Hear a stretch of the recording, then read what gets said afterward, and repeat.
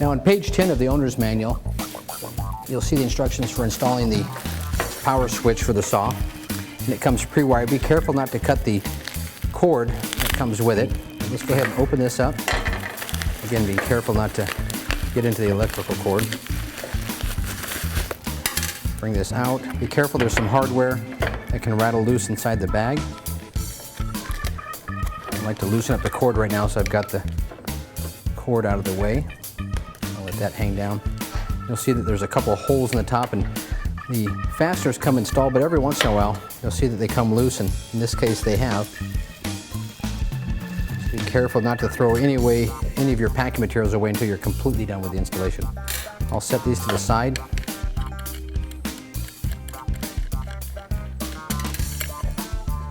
And we're going to bolt this right in place on the bottom rail here. And every once in a while I get excited when I'm putting together a brand new table saw and I get ahead of myself.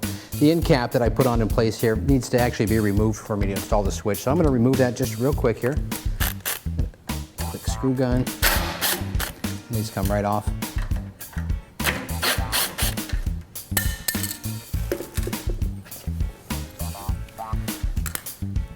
Now we can install these right into place right here, and you'll see that it has these little hex-headed bolts that'll slide right into the channel at the bottom of the front rail.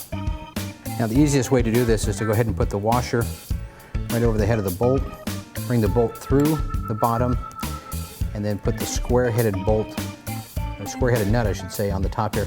And leave these finger tight, leave plenty of slop right there with the rounded edge of the bolt pointed up, or the rounded edge of the nut I should say, hanging up. We'll do one more of these, and we'll slide it into place.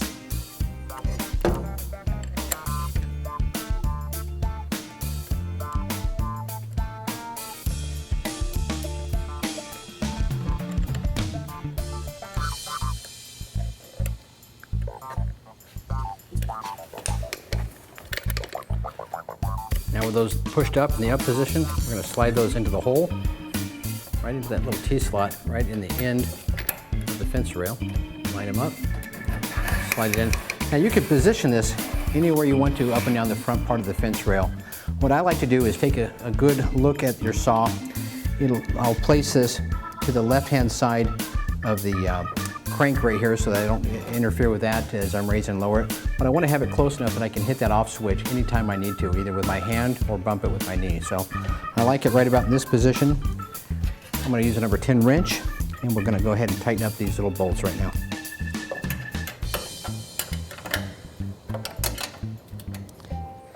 And we'll reinstall this end cap. It might be wise to leave that off when you first install it. We'll put that on. I like to tighten them by hand just so I have a good feel for it and I don't over torque it or strip them out.